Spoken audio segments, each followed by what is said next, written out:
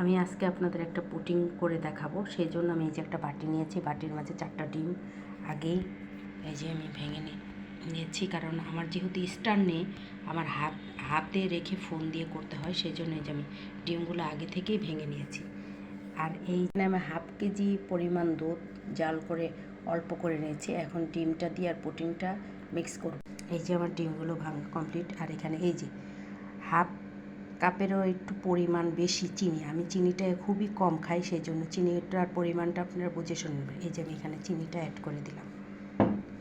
এখন আমি মিক্স করব।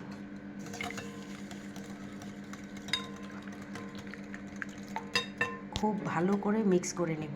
যেহেতু মিষ্টিটার মাঝে হালকা একটু লবণ না দিলে হয় না, সেই জন্য এই যে অল্প পরিমাণ এই যে লবণটুকু অ্যাড করে দিলাম। ডিমটা ফাটানো কমপ্লিট। আমি এই যে এখানে এটা সয়া সস ভ্যানিলা এসেন্স, এটা আমি 1 চামচ পরিমাণ অ্যাড করব, যেন ডিমের গন্ধটা এখানে না থাকে। এই যে এক মুখা দিয়ে এক মুখাটা দিয়ে দিলাম, যেন ডিমের গন্ধটা অনেকের ভালো লাগে না, সেই জন্য এটা অ্যাড করে দিলাম এখানে। আমি খুবই ভালো করে ব্লেন্ড করে নেব। দেখতেই পাচ্ছেন আমি এখানে দুধগুলো এই যে অ্যাড করে দিলাম। সম্পূর্ণ দুধগুলো আমি এখানে দিয়ে দিব। হাফ কেজি পরিমাণ দুধগুলো আমি সব দুধগুলো এই যে এখানে অ্যাড করে দিলাম। এখন আমি আবার ভালো করে ব্লেন্ড করে নেব। এই যে আমি এখানে এই যে চামচ দিয়ে এরকম করে 2 চামচ চিনি দিয়ে দেবো। চিনিটা দিয়ে আমি ক্যারামেল তৈরি করব। 1 চামচ পরিমাণ এই যে এখানে নিয়ে নিলাম, আর 1 চামচ নিতেই পাচ্ছেন আমি এই যে 2 চামচ পরিমাণ চিনি নিয়েছি। এখন আমি ক্যারামেলের জন্য চলে যাচ্ছি রান্না। চলে আসলাম ক্যারামেলের জন্য। এই যে চুলাটা অন করে দিলাম, ক্যারামেলটা হওয়া পর্যন্ত অপেক্ষা করব। এই যে আমার ক্যারামেলটা হচ্ছে, আর দুধ চিনিটা আমি খুবই ভালো করে ব্লেন্ড করাটা আমার কমপ্লিট হয়ে গেছে। আমি এখন ছেঁকে যে বাটিটাতে আমি রান্না করবো সেই বাটিটা দিয়ে দিচ্ছি। দেখতেই পাচ্ছেন আমার খুবই ভালো করে আমি ব্লেন্ড করছি। দেখতেই পাচ্ছেন আমার ক্যারামেলটা হয়ে গেছে। আমি এখন এটার মাঝেই রান্নাটা বসাই দিব। আমার ক্যারামেলটাও এখানে সেট হয়ে গেছে, আর এই যেখানে দুধগুলো হয়ে গেছে, আমি এখন ছেঁকে নেব।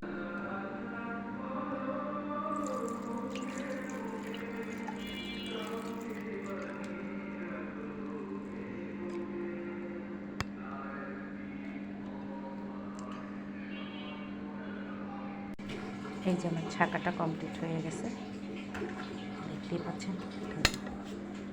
পুডিংটা এখন চলে যাচ্ছি রান্নাতে। দেখতেই পাচ্ছেন আমি হাঁড়িতে অল্প পরিমাণ এই যে হাঁড়িতে পানি দিয়ে দিছি, আর এই যে স্ট্যান্ডটা দিয়েছি, স্ট্যান্ডটা বরাবর পানিটা থাকবে।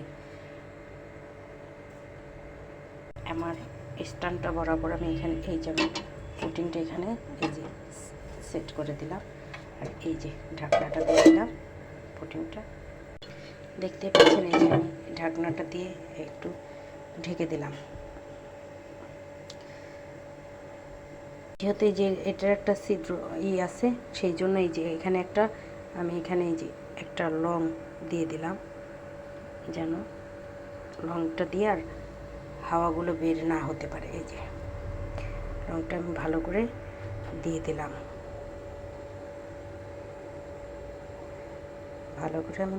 যেন এটা দিয়ে কোনো হাওয়া বের হতে না পারে।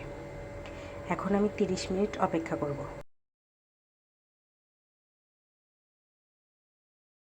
আমার পুডিংটা রান্না কমপ্লিট হয়ে গেছে। আমি এখন একটা তুর্কি দিয়ে যে আপনাদের দেখাচ্ছি। এই যে তুর্কিটা একদম শুকনা, আমার পুডিংটা হয়ে গেছে। আমি এখন আপনাদের পরিবেশন করে সেট করে দেখাচ্ছি। দেখতেই পাচ্ছেন এই যে পুডিংটা আমার ফ্রিজ থেকে আমি অন করে নিলাম। এই যে